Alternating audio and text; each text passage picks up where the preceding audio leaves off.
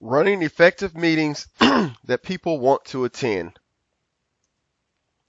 Now, learning outcomes for this particular module will be to discover various team roles within a meeting, explore the basics of meeting and group facilitation tools and techniques, explore the common challenges to meetings and provide the learner with skills to help team overcome them, and how to use meetings to sustain focus. So we're going to be talking about a few things in this particular module. But let's go ahead and clearly define what the meeting roles are. You're either going to be using a meeting, either you are the facilitator, the timekeeper, or the note taker, or just an attendee.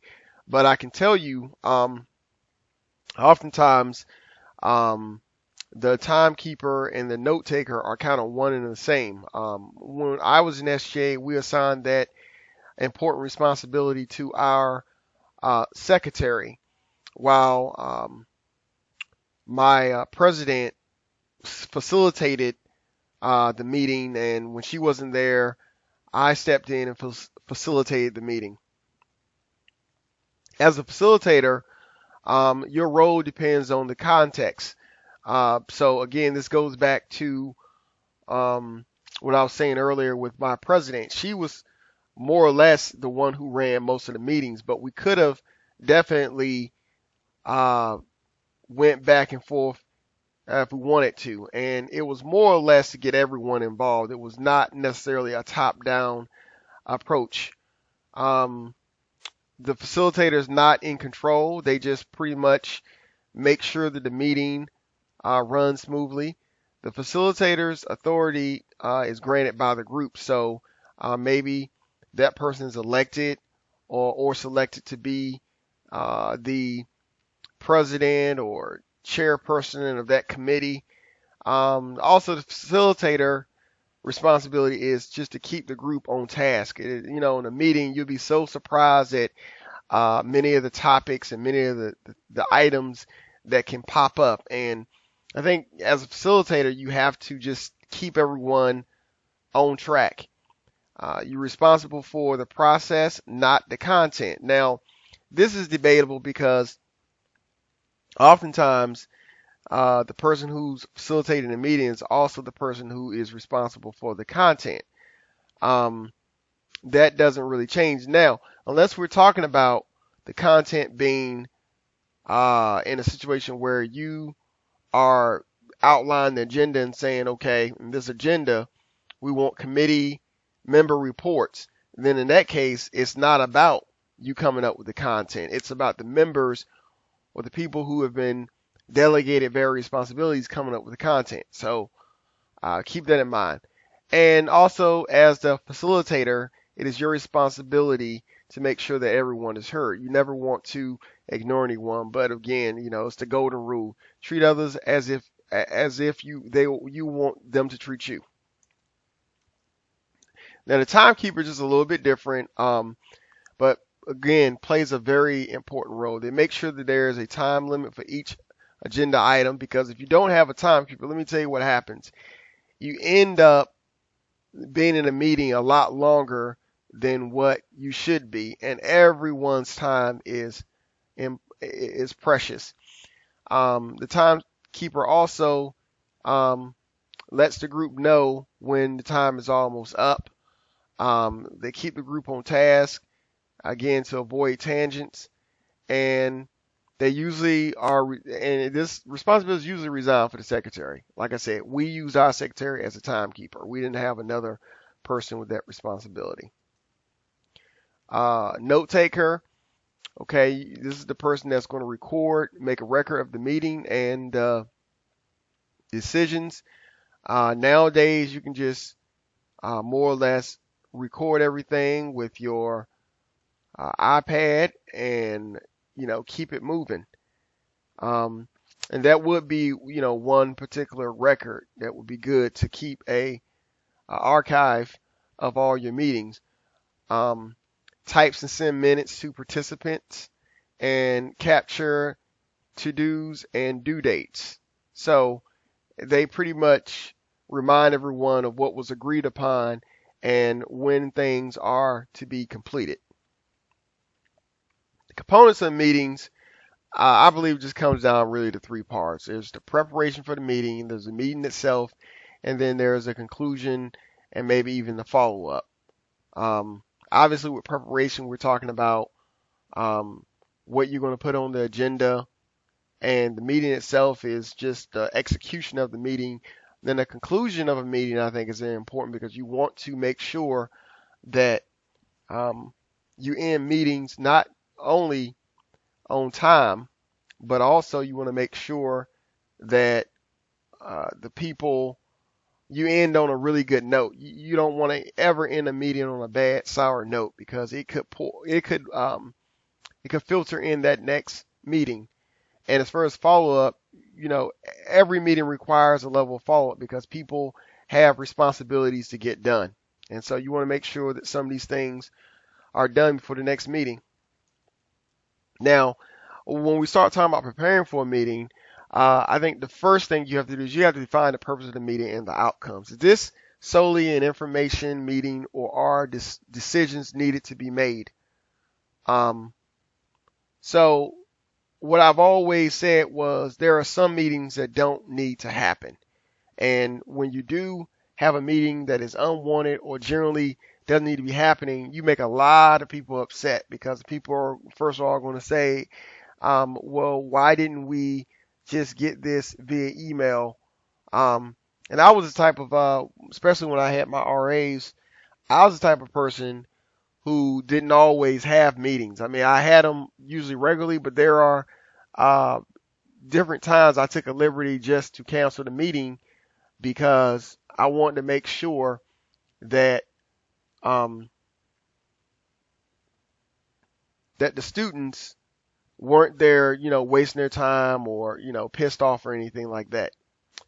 I think you have to solicit input from members on any other top issues that need to be discussed. And again, that can be something that you do towards the end of the meeting. Any questions, comments, or concerns, that's an opportunity to bring it, or someone can send you an email and kind of tell you, listen, we've been having an issue with this, and that could be listed on other items. You have to use your discretion for that. Develop an agenda with time frames taken into considerations. We've talked about that before, keeping them on point. Distribute the agenda before the meeting. I understand that this is something that not everyone can do, but I think it's a good courtesy to get the agenda maybe 2 days or 1 day prior to the actual meeting.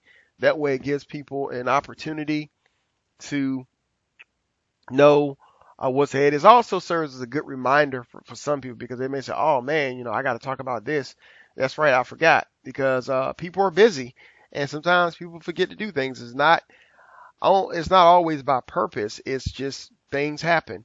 And then you got to send any relevant information or inform participants of any necessary preparation needed to meet the meeting purpose. So, again, going back to what I was talking about, if you know the meeting requires you to have a report that you're going to have to talk about, then it wouldn't be a bad idea to maybe send something reminding people that, you're going to be the one talking about this.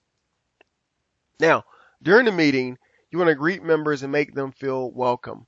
You don't have to go overboard or anything like that, but, I think instead of going straight into the meeting, it's good to kind of check in with people. And as a facilitator, this is going to give you an opportunity to kind of test the energy with people. And then you want to acknowledge any new members, visitors to the team. So some people are coming to your meeting as visitors, so you want to make sure you acknowledge them, because think about it. If you were invited to be a guest in someone's home and they didn't even bother to open the door for you or to acknowledge your presence there, you wouldn't feel welcome. You wouldn't want to come back. So make sure that's something that you can do. Now, you can do it one or two ways. You can do it at the beginning or at the very end of the meeting. My personal opinion, you should do it at the beginning, simply because it just, gets it out there and lets people know that you are important. And then you want to start and finish on time. common sense there, but something that isn't commonly practiced. Review the agenda and set priorities for the meeting. Not everything that you have on your agenda needs to be a discussion about. There's some things you can take care of outside of the meeting, and that's something that you learn about as you do this more and more. You start to figure out, okay, what do we really need to talk about? What are some things that we can just either table for another day or just deal with via emailing one another? And then you want to stick to agenda. As the facilitator, it's quite all right just to say to someone, listen, thank you for that comment. I want to make sure that we stay within the hour. Oftentimes when I did my meetings, I can tell you my meetings rarely went over an hour. Rarely went over an hour. And then when it did go over an hour, it was because there was something very important going on, or there were some issues that students really had. Conclusion of meeting. Can't stress this enough. End on time or before. Which, by the way, if your meeting is only going to be scheduled for 40 or 45 minutes, I think rule of thumb, just tell them an hour, because if you let out early, people will thank you for that as opposed to keeping you late. Now, with that being said, what you don't want to do is you don't want to make a habit of getting out of the meetings earlier than usual. And the reason why is because people will become accustomed to it. And then the day that you decide that you want to run a meeting longer than usual, that's going to cause some problems. Or if you just decide to stop doing it altogether. Once people get accustomed to a certain regiment with meetings, that's what they expect. So just keep that in mind. You want to thank all members for attending. So typically you want to either start or end your meeting. You want to summarize decisions made to avoid misunderstandings later. So this is where you get to really figure out if people are listening, where you go back over and summarize the meeting. Reviewing action items handed out to council members or to the members of your meeting, I should probably say. You want to ensure members know when the next meeting is. Because and what I would do is I would put that on the agenda, so that way there's no room for them saying, I didn't know that there was going to be another meeting next week or whenever you have it. If you put it on the agenda, people know. And that's a very small thing, but I think it's helpful. And you want to follow up with minutes shortly after the meeting. So as soon as the meeting is done, you want to try to get the minutes to people within 1 or 2 days. What I like to typically do is if I didn't have a secretary, I would get other members involved. I would do a schedule and say, listen, it's your week to type up the minutes and send it to your peers. And it was a skill that they were learning, but also I think that it kept them on their toes. It really kept them on their toes. Let's talk a little bit about characteristics of negative meetings. There are a few: drifting off the subject, poor preparation, a lack of listening, the length, the lack of participation, the verbiage of participants. So people, basically either not talking about the content related to the meeting, or they're just using language that isn't appropriate. And by the way, if you're the facilitator, you set the tone for all of that stuff. So if you begin to use swear words or let things go, side conversations go, and things like that, then again, it's going to become expectation. One of my mentors told me one time, he said, once is a habit. So if you let people get away with it one time, they're going to continue to do it. Now, if it's something that doesn't bother you, then you do what you feel is best. But I know for me, I always wanted them to be locked in and focused, because I felt like any other side conversations can happen some other time. It was very inconsiderate to be having side conversations when other people were putting their time into the meeting and had because they could have been doing other things. So it just it's appropriate just to um, be keyed in on the meetings. Want to say this a little bit about nonverbal communication because I think in a meeting you're going to see the nonverbal communication. And UCLA had a study that found that 93% of communication effectiveness was due to nonverbal cues.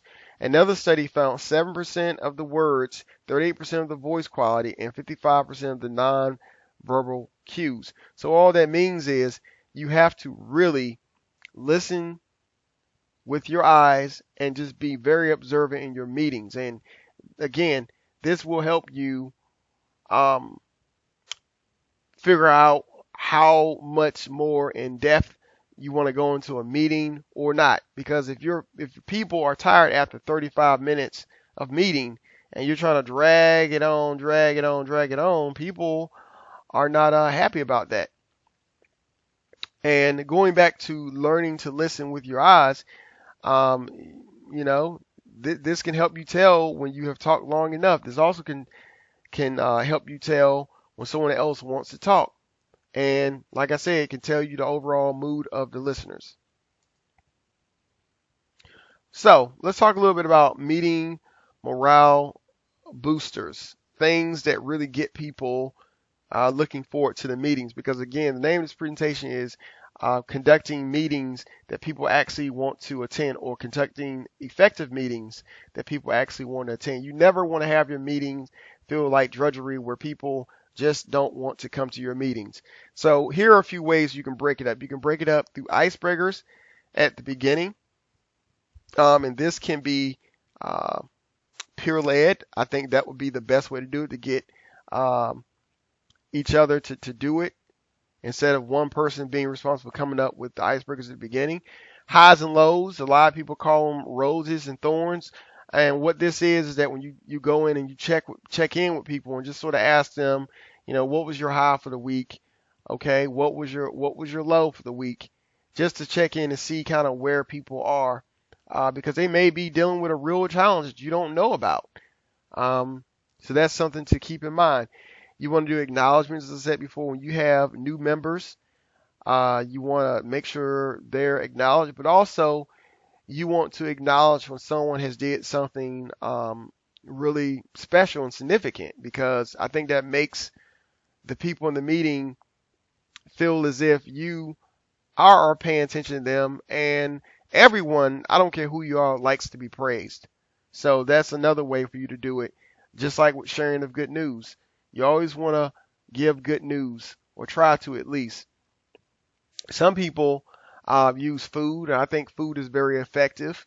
It doesn't have to be a full course meal or anything like that, but a little snack or something, I think helps people uh, really to want to come to the meetings. And again, never call someone out in the meeting. If you have an issue with someone, do it after the meeting. Do it in private. Don't ever do it in front of everyone else, because you're going to lose that person. And when you lose that person, what typically happens is it changes the entire dynamic of the organization or the group, because they can actually bring some other people along with them. And next thing you know, you have a divided organization. So there may be a misunderstanding of some things that can be changed, but you never call out a person in the meeting. You make a note of it and you move on. Meeting tips. Start in your meeting on time. I cannot say that enough. I've said it, about 3 or 4 times. Keep announcements to a minimum. Announcements can eat up a good portion of your time, but you really want to just keep it to a minimum. Have an agenda and set limits for each item. Encourage participation. Use icebreakers if time permits, as I said before. Review decisions at the end of the meeting. Everyone leaves with a task for next meeting. Review ground rules at the beginning. Have a sign-in sheet. This is another thing. You might have some people, depends on how many people you have in the organization. You might have 6 or 70 people, and that's a lot of people. But I think what helps in that case is to have a sign-in sheet, because at that point, no one can say, hey, I wasn't there. Now, you're going to always have people that might say, well, I signed my friend in and things like that. And you can't really be worried about that. But having a sign-in sheet is going to help keep a good record of the people who are actively coming to the meeting. And maybe for the people who aren't coming to the meeting, it helps you be able to reach out to them in case, you're noticing that they're not coming to a lot of meetings. Gives you a chance to say, okay, what's going on? As I said before, introduce new people.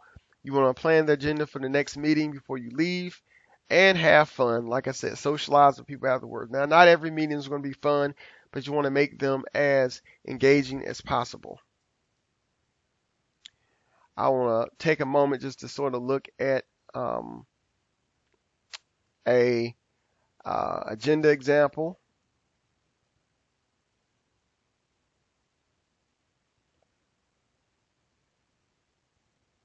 Now, some will have old business and new business, but it's all about how you want to set up your meeting. I mean, some meeting agendas are very simple. I mean, I think this is a pretty simple one here, because it's looking for, you have your committee reports, your president's report, and your president's report may consist of, okay, what's happening at large with the institution. Treasury report may be, here are the funds that we have available as of today, and then of course your committee reports. Agenda example number 2 is, I think this may work more so for a smaller group. I've used this one, and I've done, positive quotes at the beginning, highs and lows, team builders, talk about old business, and then new business. And once you finish with old business, it should never come up again. And you'll have record of it in your minutes as well as your old agenda examples, which I would say be sure to keep a record of your agendas made, because that's going to help the next group when you're helping them to transition into office. They'll get to see kind of where things were going and what you talked about, and maybe even some of the repeat issues that may come up again. And then a closing, acknowledgement of achievements, and a call for action. So a call of action is, of course, a summary, but then, okay, here's what we got to do. But always leave your meetings in a very positive note. So, key points. If a meeting is necessary, prepare before the meeting. If a meeting is necessary, I want to key in on that, because not every meeting is a necessary meeting. Clearly find roles before the meeting, so figure out who's doing what in terms of who's going to be the facilitator, who's going to be the note taker, who's going to be the timekeeper. You want to utilize morale boosters to help meetings go smooth. Now, you're going to have some issues from time to time, but I think icebreakers, food, things like that are going to help your meetings. And keep your meetings engaging, organized, concise, and relevant. Relevant is good, because if it's not talking about things that are happening at this particular time, people are going to feel like it's a waste of time. You want to engage people, because it's not a dictatorship. You want to more or less get everyone involved, or get as many people involved. And you want to keep it concise, because if you go over too long, then it's going to be a problem. Again, here's some action steps. Go for my continued learning. What are the 3 resources in your environment that you have access to that can help you with this particular topic? Who